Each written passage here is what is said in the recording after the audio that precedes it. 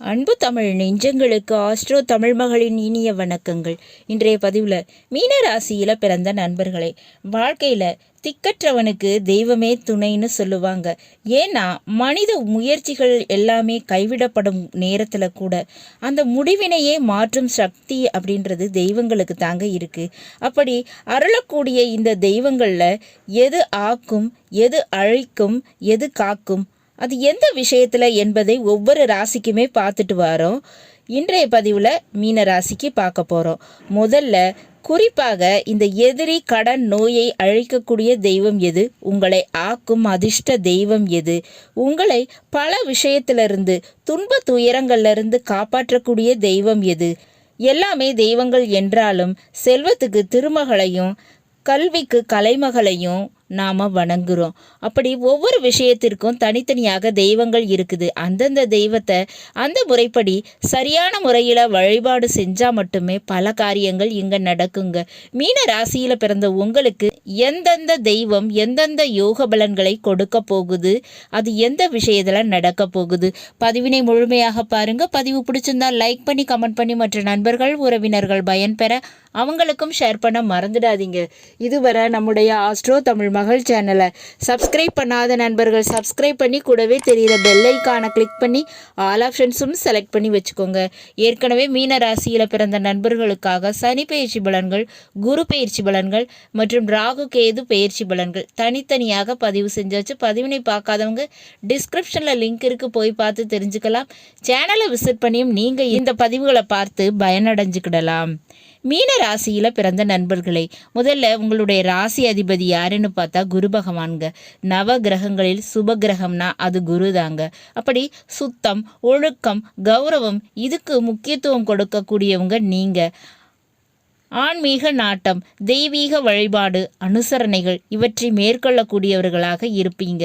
இதில் மாற்றம் இல்லைங்க. இளமையில் எப்படி இருந்தாலும் சரி, இடையில நிச்சயமாக ஆன்மீக தொடர்பு அப்படின்றது ஏற்படுங்க. உங்கள் ராசி அதிபதியான இந்த குரு பகவான் 5ஆம் வீடான கடகராசியில் உச்சம் அடைவார். வெளிநாடு யோகம், தாய் வழி உறவுகளால் நன்மை, வாழ்க்கையில் முக்கியமான மாற்றங்கள், பெண் குழந்தைகள், பெண் சகோதரிகள் மூலமாக மாற்றங்கள் இவற்றையெல்லாம் சந்திப்பீங்க.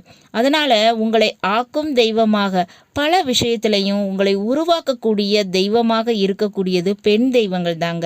அதிலும் குறிப்பாக காமாட்சி, ராஜராஜேஸ்வரி என தன்னுடைய தலையில் பிறை சூடிய பெண் தெய்வங்கள் மீனாட்சி, காமாட்சி என்ற இந்த தெய்வங்களை பௌர்ணமி தினத்தில் நீங்கள் வழிபாடு செய்தால் உங்களுக்கு நன்மைகள் பலவாறு கிடைக்குங்க.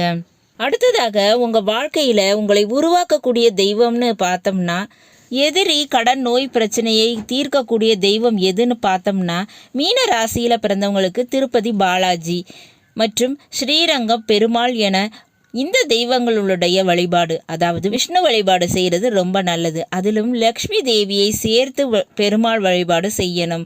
பத்மாவதி தாயாரையும் பாலாஜியையும் சேர்த்து வணங்க வேண்டும். ஸ்ரீரங்கநாதரையும் லக்ஷ்மி தேவியையும் சேர்த்து, அதுவும் ஸ்ரீதேவி பூதேவி சமேதரா வழிபாடு செய்யணும். இந்த தெய்வங்களுக்கு துளசி மாலை சாற்றி கற்கண்டு பொங்கல் நிவேதனம் செய்து வழிபாடு செய்யுங்க. சனிக்கிழமை செய்யுங்க. இதனால் உங்களுக்கு எதிரி கடன் நோய் பிரச்சனை நிச்சயமாக தீருங்க. அடுத்ததாக உங்களுடைய ஆயுளை காப்பாற்றக்கூடிய தெய்வம், உங்களுக்கு நடக்கக்கூடிய நெகட்டிவிட்டி, அதாவது ஏவல், பில்லி, சூனியம் என்ற நெகட்டிவிட்டி பிரச்சனைகள்ல இருந்து உங்களை காப்பாற்றக்கூடிய தெய்வம், விபத்து, கண்டம் இவற்றிலிருந்து உங்களை காப்பாற்றும் தெய்வம் எது? நிச்சயமாக மீனராசியில் பிறந்தவங்களுக்கு குருவாயூரப்பன், ஜீவ சமாதி வழிபாடு, குருமார்கள் வழிபாடு, வியாழக்கிழமைகளில் குரு பகவானுடைய வழிபாடு இதெல்லாம் செஞ்சால் உங்களுடைய உயிர் காப்பாற்றும் தெய்வமாக இவை இருக்குங்க. இந்த தெய்வங்கள் மட்டுமல்ல, ஸ்ரீசைலம் மூகாம்பிகையை வழிபாடு செய்யுங்க. இது உங்கள் உயிரை காப்பாற்றக்கூடிய தெய்வமாக நிச்சயமாக இருக்குங்க. நிறைய வழிபாடு நீங்கள் ஏற்கனவே செஞ்சுக்கிட்டு இருக்கலாம். இருந்த போதிலும் இந்த வழிபாடு நான் சொன்ன மாதிரி செஞ்சீங்கன்னா நிச்சயமாக உங்களுடைய வாழ்க்கையில் மாற்றம் என்பது உண்டுங்க. உங்களுடைய பிரச்சனைகள் தீருவது நிச்சயமாக உறுதி. நல்லது நண்பர்களே, இன்றைய பதிவு உங்களுக்கு பிடிச்சிருக்கும்னு நினைக்கிறேன். பிடிச்சிருந்தா லைக் பண்ணி நண்பர்கள் உறவினர்கள் பயன்பெற அவங்களுக்கும் ஷேர் பண்ண மறந்துடாதீங்க.